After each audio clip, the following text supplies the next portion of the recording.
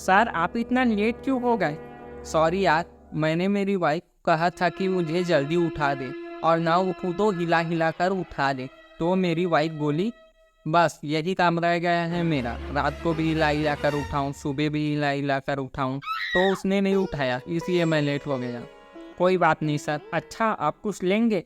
हाँ, वो होता है ना मोटा सा, उसके आसपास बाल होते हैं, नरम नरम, ऊपर से कवर नेवी। अरे यार क्या कहते हैं उसे, भुट्टा। ओ भुट्टा, खामा खा मैं अपनी बेल्ट खोल रहा था। अरे ओए, सर के लिए भुट्टा ला कोई। तो सर पॉडकास्ट शुरू करें? तो हेलो दोस्तों, आज के हमारे पॉडकास्ट के मेहमान हैं मिस्टर चुस्सन। ये हाल ही के बिग बॉस OTT सीजन 2 के विनर हैं और ये टीवी के दुनिया के बहुत बड़े स्टार हैं। ये बहुत अच्छे एक्टर हैं और इन्होंने अपनी मेहनत से एक अलग ही मुकाम बनाया है।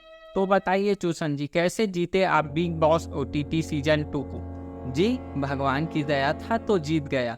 मैं भगवान को बहुत मानता हूँ। मैंने आज तक भगवान से जो जो मांगा सब पूरा हुआ।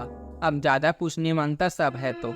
अच्छा तो चुस्सन जी बताइए, आपने शुरू में भगवान से क्या मांगा जो पूरा हुआ?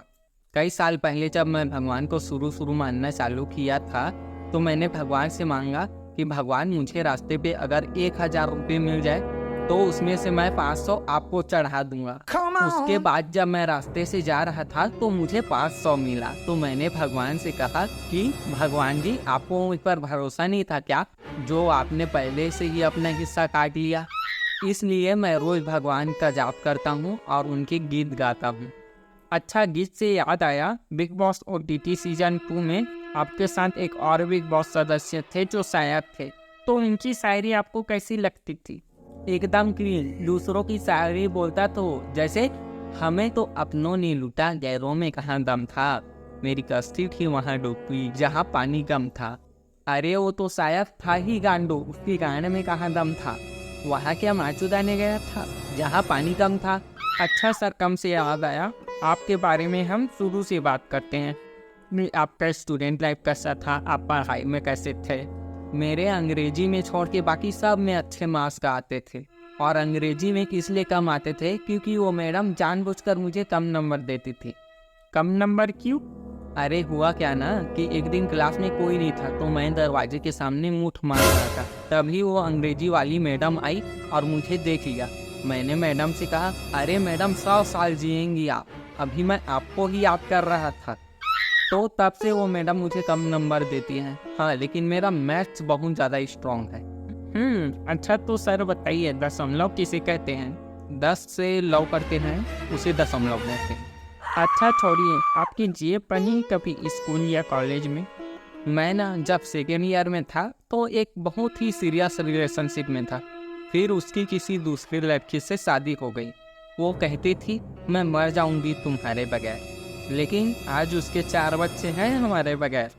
उसकी शादी के बाद मैं बहुत डिप्रेशन में चला गया, किसी दूसरी जगह भाग कर जाने का मन करता था। अच्छा तो क्या सर इसीलिए आप 10 साल पहले मुंबई से दिल्ली शिफ्ट हुए? नहीं, हुआ ये कि हमारे पड़ोसी थे ना, मैं उनके घर शक्कर मांगने गया। मैंने देखा उसने अपने पति का गला काट दिया क्योंकि उसका पति पोछा मारे हुए फर्श पर चढ़ गया। तो फिर तुरंत पुलिस आई और 2 घंटे बाद उस महिला को पकड़ के ले गए। 2 घंटे बाद? तुरंत क्यों नहीं? क्योंकि फर्श सूखा नहीं था और महिला फर्श के उस पार थी। तो ना वो जो पड़ोसी जिसका गला कटा था उसकी आत्मा उस घर में रहने लगी, तो हमें डर लगता था, इसलिए हम मुंबई से दिल्ली शिफ्ट हो गए। और फिर मैंने शादी कर ली और जॉब करने लगा। तो सर आपका ये एक्टिंग करने का सफ़र कहाँ से शुरू हुआ? हुआ क्या ना कि मेरी जॉब चली गई।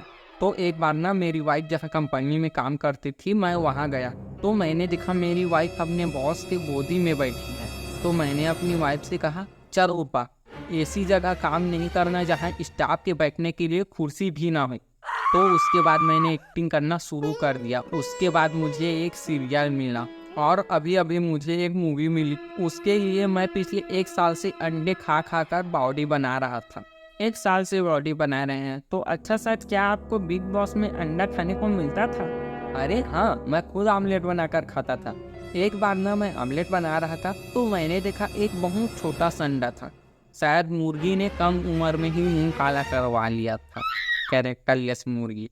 और एक बार तो मैं जब अंडा फोड़ा तो वो खाने निकला, तो मैं हैरान हो गए, यार ये मुर्गियाँ भी अबॉर्शन करवाने लगी। मुझे तो पता ही नहीं था, मैंने तो घर में भी मुर्गी रखी हुई है। तो घर में उसी का अंडा खाते होंगे आप? नहीं, वो अंडे नहीं देती। क्यों?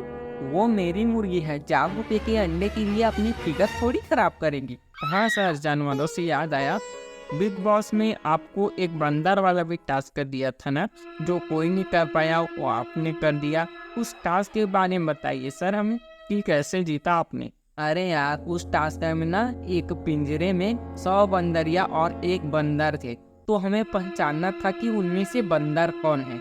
तो एक आदमी गया, वो हार मान गया। दूसरा आदमी गया, वो भी फेल हो गया। तीसरा गया, वो भी नाकाम रहा। उसके बाद मैं गया, तो मैं वहाँ जाकर बोला मैं बहुत शरीफ आदमी हूँ। तो एक ने बोला अरे लौड़ा मेरा। तो मैं बंदर को पहचान गया और टास्क जीत गया। लेकिन सर सच में पहचानना बहुत मुश्किल है, इंसान और बंदरों में बहुत फर्क होता है। अरे नहीं, बंदर और हम में बस इतना फर्क है कि बंदर डाल पर उछलता है और हम डाल कर उछलते हैं। अच्छा सर, डालने से याद आया, आज बिग बॉस के घर में एक लड़की के करीब आ गए थे और उसे किस कर दिया, उसके बारे में बताइए। मैं अनकंट्रोल होकर उस लड़की के ले दिया चुनने, पर अगले ही पल मेरी गान फट गई जब बिग बॉस ने मुझे बुलाया कन्फेशन रूम में। उसके बाद हमने देखा सर कि आप उससे कभी बात नहीं किए, क्यों? एक बार ना मैं उस लड़की के साथ बातों में सेक्स कर रहा था, फिर वो अचानक से बोली कि मुझे एड्स है। मैंने कहा मरवा देना बहन की रहोगी। तो उसने कहा अरे मैं मजाक कर रही थी, मुझे दर्द हो रहा था तो छोटा करने के लिए बोल दिया। उसके बाद मैं उससे कभी बात नहीं किया। पर आप दोनों की दोस्ती पक्की थी सर। भाई, दोस्ती सच्ची होनी चाहिए, पक्की तो सड़क भी होती है। हाँ सर, वहाँ पर सब सूट होता है तो पता चल जाता है। हाँ, देखा होगा आपने, जब लड़कियाँ शुरू में जाती है तो एकदम ब्राइट होती है, उसके बाद बिना मेकअप के उसका असली चेहरा सामने आता है। और यहाँ बाहरी दुनिया में महिलाओं और लड़कियों का ओरिजिनल चेहरा सुबह 5 बजे बाद दूध देने वाला ही देख सकता है, बाकी सब तो लिपा पोती है।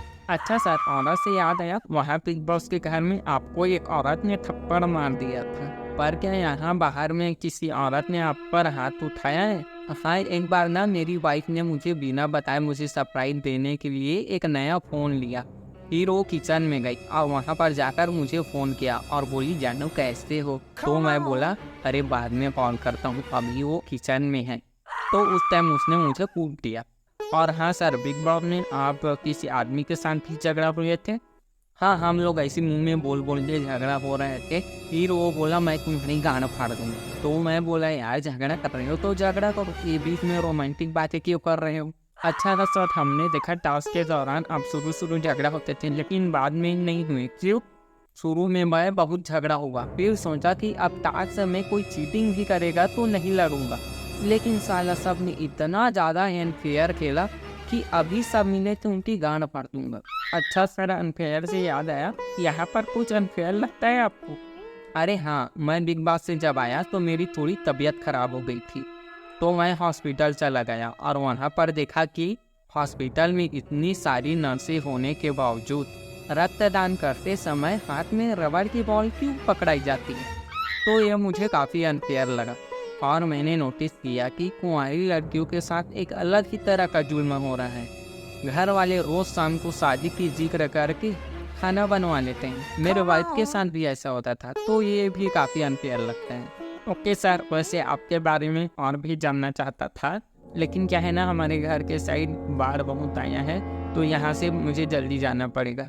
तो सर ये पॉडकास्ट यहीं पर ख़त्म करते हैं। यार स्कूल का दिन ही ठीक था, कम से कम बारिश होने पर छुट्टी तो मिलती थी, यहाँ नौकरी में बाढ़ आ जाने पर भी आना पड़ता है। तो ओके दोस्तों, मिलते हैं अगले पॉडकास्ट में।